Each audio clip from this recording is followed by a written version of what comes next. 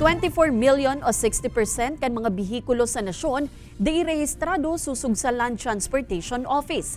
Ahensya makundusir nin outreach sa mga barangay para mabawasan ang mga di rehistradong bihikulo. Uyan report ni Chris Novelo.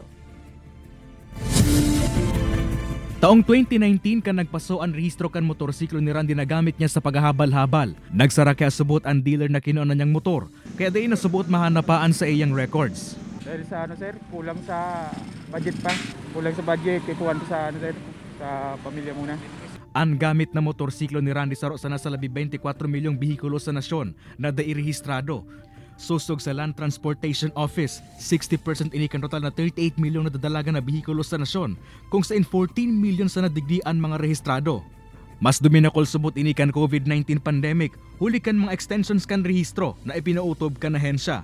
Kaya banan subot sa numerong ini ang mga dai matubos-tubos na impounded na mga bihikulo, kung saan pasunaman ang mga rehistro.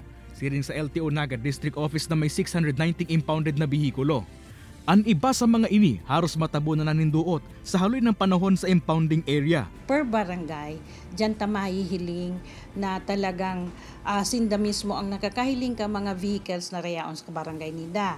Di siyempre pwede sindang mag-advise na mag-register sinda. Magayon po yan na magtarabangan po ang barangay tapos ang LTO.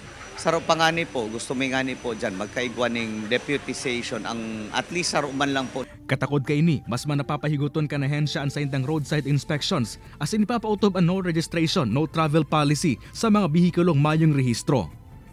Kay banan si Jovel Obiso, Chris Novelo, Balitang Bicolandia.